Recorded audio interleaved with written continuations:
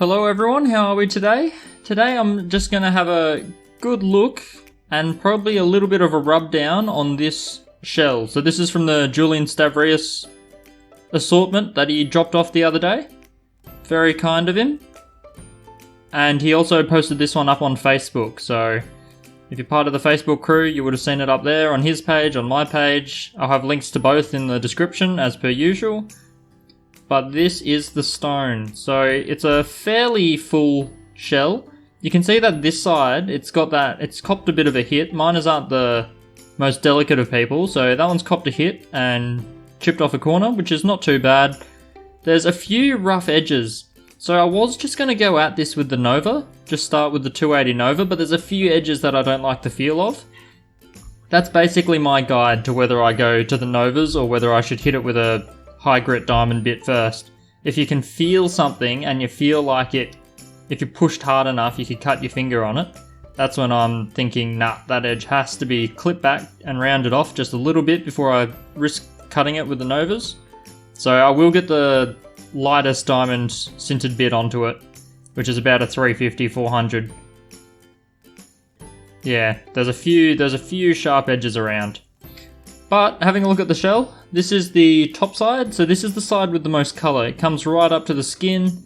You can see here on the side, I don't know if the shell is hollow or not. I think it is hollow and filled with a bit of sand, but I can't be 100% sure.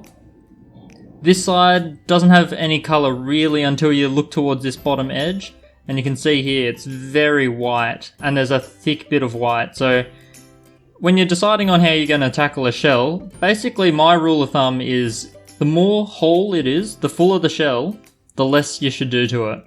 Just because I love the shells, and it's a fossil in the end. You don't really want to cut up a fossil. Some people will just slice with a trim saw straight down the guts and try to see what they can cut out of it. But I'm definitely not like that. I'm too much of a fan of the fossil, so it's a tightrope balancing act, and you've just got to decide what you're going to do. So here, because the colour comes right up to the skin, I am going to rub that back and see what it looks like. This side, I'm not even going to bother trying to cut all the way back down to that colour bar, because it's all the way down there. We're cutting through a whole heap of stuff here. And yeah, I'd rather just keep this side nice and shell-like. So I might just tidy up a few of these sandy edges just over here. But in general, that's just going to look as it does now. But yeah, this side we're going to carve up. First off, all the sharp edges I'm just going to clip off, round off just a little bit with the diamond sintered, and then Black Nova's going to hit the face of it. The bottom side we won't worry about too much, so let's get into it.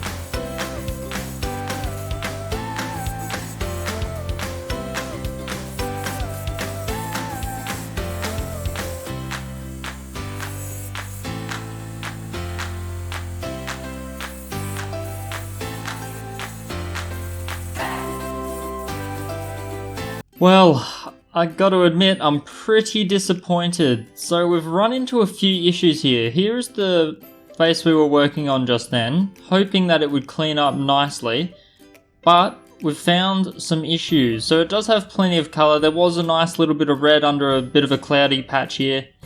But you see this sand right here in the face, I don't think I can get rid of it. I think there's a little bit of a sand pocket within the shell just under this colour. And I'll get into why in a second. But all of this cleaned up kind of nice. I don't think that goes all the way through to the core. It might a little bit, but it was cleaning up pretty well. And I could work out a lot of the patches. I think this does actually go in pretty deep. And yeah, got rid of all the sharp edges, and then I was pretty keen to get on the novas, but thought I might just grind the face of it off a little bit so that it makes the job easier.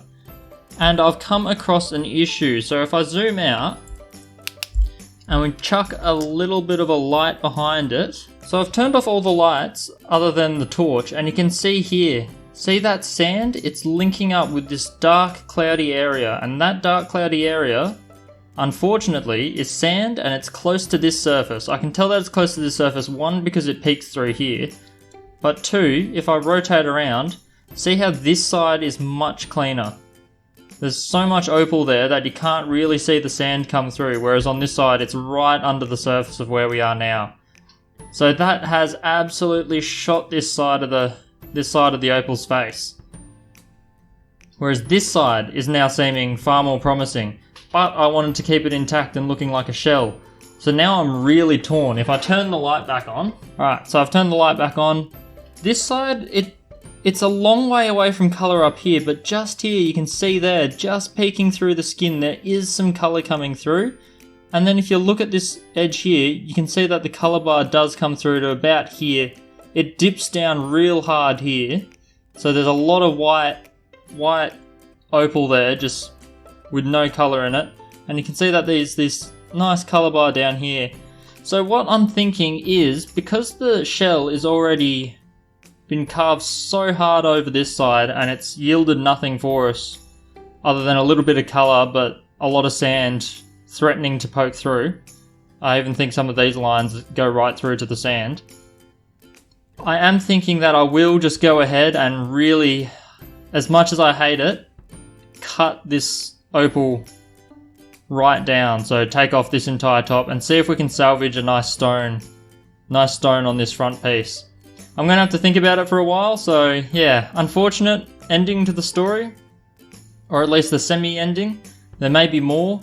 I don't know, leave some thoughts in the comments. I'm torn, but really, if people want to see me cut this section off and really take it away from being a shell, I will do that for you guys, just so that you can have a bit of an exploration without having to do it yourselves.